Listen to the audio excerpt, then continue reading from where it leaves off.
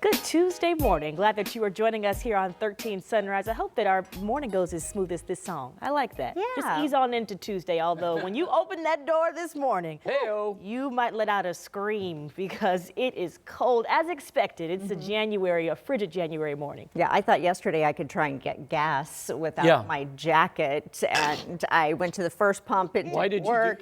I went to the second pump, it didn't work. The third pump, I'm like texting at home, somebody's got to get me gas. And she knew better, Chuck. I did know better. I did know better. You don't listen to me at all, do you? It's not that I don't listen to you. She thought that she was tougher than that. I thought I was better than the weather. No. I'll tell you, it's cold outside. I'd let the dog out this morning. He's like, I think I'm good. What you want me to do? I think I'm good. I don't need to do anything. Folks, if you go outside today, you're going to go, whoo. And as Julia mentioned, it's cold out there, and so you need a coat and gloves and a hat and cover everything. We've got a little bit of a cloud deck you'll notice over Carmel. That, believe it or not, has helped us because it could be colder than it is, and it is real cold right now. It's only 5 in Carmel. It is 4 in Noblesville and 6 in Fishers, 12 in Indy. We've actually gone up 3 degrees in Indianapolis since we went on the air at 4, but everybody else has gone down, including Plainfield at 5 degrees. And how about this?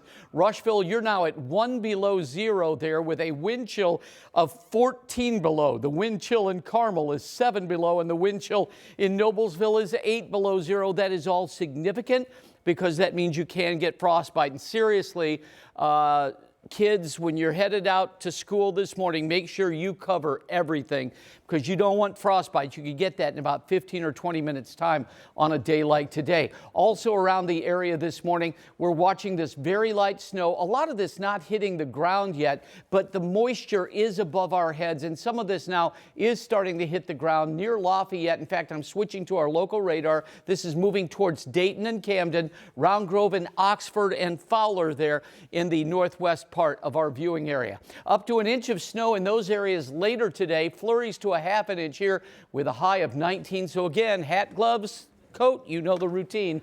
So do it. We'll have more on that in a few minutes. But Lindsay, it's a day to crank the heater up in your car. And we do have a problem this morning, right? Yeah, following a couple issues. This is a new one. This is going to be up the 65 corridor on the northwest side of town. If you are traveling northbound on 65, this is right past that 56th Street exit as you approach that ramp that would take you to 465. Had to report that there was a vehicle fire. Looks like that semi is involved. Emergency crews, fire trucks have arrived on scene. They are blocking several travel lanes. So one lane getting past, but we are starting to see a slowdown happening along that 65 corridor. Also following a crash near Brownsburg on 74 eastbound in between 56th Street and State Road 267. Well, in just a few hours, a man accused of stalking and sending sexually explicit messages to basketball star Caitlin Clark will be in court. His name is Michael Lewis, and he's believed to have traveled from Texas all the way to Indianapolis. Arrest records reveal that the messages came from a hotel room in downtown Indy. So Matthew Fultz has been following this story this morning. Matthew, what is expected in this case today? Good morning. Yeah, good morning to you both. We can expect this will be Lewis's first initial hearing in court. We do know prosecutors are requesting a higher than normal bond and a stay-away order as a condition if he is released. Right now, he's at the Marion County Jail. But take a look at your screen. This is 55-year-old Michael Lewis. Court documents say he traveled from the Dallas area to Indianapolis last weekend. He was checked into the Hilton Garden Hotel in downtown Indy and allegedly sent those messages to Clark on social media site X, formerly known as Twitter. When police got to his hotel, they say Lewis told them he was on vacation and that the posts weren't him and claimed he was just an imaginary relationship. Documents show once police left, Lewis continued to send these messages saying that the FBI paid him a visit and that she was the only thing on his mind. That's when he was arrested. We hope that when people look at a case like this, certainly they understand that what goes on and what takes place online is not okay. Now, court documents also show that Clark was interviewed by police and that she was, quote, very fearful about the messages.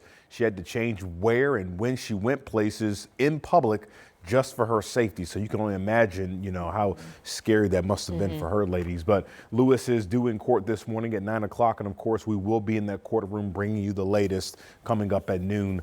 Meanwhile, this isn't his first rodeo or run-in with the police and getting in trouble for this type of behavior. So we'll take a dip into his criminal past history coming up at 6:30.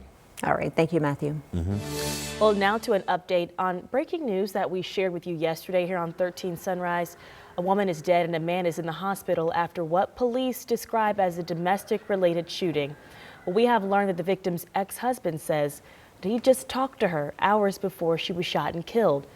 This shooting happened on the northeast side of Indy, inside of an apartment at Timber Point, the Timber Point Apartments near Shaylin Avenue and Fall Creek Road. Randy Collette says that his ex-wife Bethany texted him that she needed to get away just before she was killed. He says they were married for 20 years. They're divorced but still remained friends. Randy says that she never mentioned anything about domestic violence but did allude to something going on the day before she was killed. She did send me a couple pictures of an injury she had on her hand that looked fairly recent because the fact of it, you could still see the blood stain around on the skin tissue, and it looked like a deep laceration on her hand. But when I asked her about it, she told me that's the reason why I need to get out of here. So officers spent hours negotiating with a man who they believe was holding Bethany and another woman against their will. One of the women was let go before police got into the apartment. That's when they found Bethany and that man both shot. Well, right now, IMPD is still searching for the person who they believe shot and killed a 14-year-old girl. This happened on Saturday on Indy's southeast side. A person found 14-year-old Deandra Clay Staples dead outside of the Laurelwood Apartments near Shelby Street and Sumner Avenue.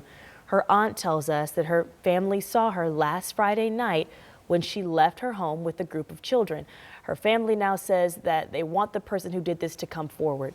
So far, no arrests have been made in the case, but police are asking anyone with information that might have seen the kids out that night or know what might have happened to call Crime Stoppers at 317-262-TIPS.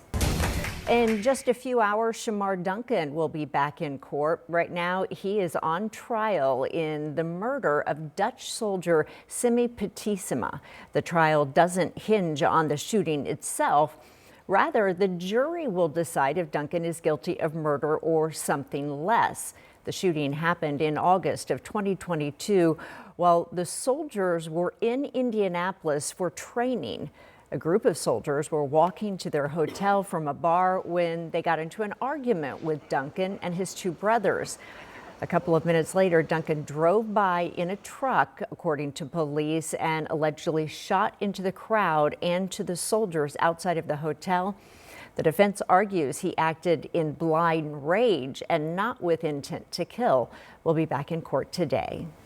This morning, the Carroll County prosecutor now tells 13 News that he expects charges to be filed against Delphi's former chief of police. Nate Lamar resigned last Thursday after a judge said that he was, quote, dishonest and misleading under oath while defending warrantless searches of a car during a drug arrest. The prosecutor tells us it's not a conflict for his office to review those charges and file them, but to avoid any appearance of conflict, he may reach out to a special prosecutor. Well, this morning, one of the victims in the Burger Chef murders nearly 5 decades ago is being remembered in a special way. 16-year-old Daniel Davis is one of the victims in the murder case that has gone unsolved for decades. Well, now Decatur High School is creating a scholarship in his memory. Teachers Jason Shanzel and Robert Bowling learned about Daniel's passion for photography, so they put together a $1,000 scholarship for a senior student who has an interest in taking photos. He was an avid photographer, so how about we create a scholarship in his name? Because in his obituary, they tried to, create one, and I was like, let's get this off the ground, and what a good way to something good to come out of something so horrific. Now, before launching the scholarship, the two educators spoke with Daniel's mother, Norma, about that. So she donated enough money to pay for the first year. This morning, the state is under new leadership. Governor Mike Braun is at the helm. He officially took the oath of office yesterday to become Indiana's 52nd governor. Braun is outlining his priorities, saying that he is focusing on tax relief, a leaner government, economic development, and public safety. Governor Braun says he is gearing up to make those big changes. Or take on the opaque system to lower costs and increase transparency for all Hoosier families, like I did in my own business 16 years ago. Well, Lieutenant Governor Micah Beckwith and Attorney General Todd Rokita were also sworn in yesterday. In just a few hours, we'll hear from GOP House leaders about their legislative plans this session. It's a budget year for the state, which means lawmakers will have to put together a plan that will be carried out over the next 2 years. We've talked with Senate lawmakers on both sides, which have laid out priorities such as education, health care, and property taxes. Also today, it is Military Veterans Day at the State House, giving them time to meet with lawmakers and talk about issues impacting Hoosier vets. Good morning, Chuck. Good morning. 6:10, and folks, we have a little snow on the way, but cold temperatures stay with us all day. From 11 now to 19 for a high. We're almost 18 degrees below average for this time of year later on. We'll tell you when this will break and when the snow will end in minutes. And this morning, we're seeing an increase in winter illnesses, including a surge in norovirus and other respiratory viruses. At 6:45, there's a wastewater treatment plant in Hamilton County using data to warn Hoosiers. Plus, do this morning, we are getting insight into special counsel's report on the investigation into President-elect Trump's alleged election interference. At 6:15, we dig into the report that was just released hours ago.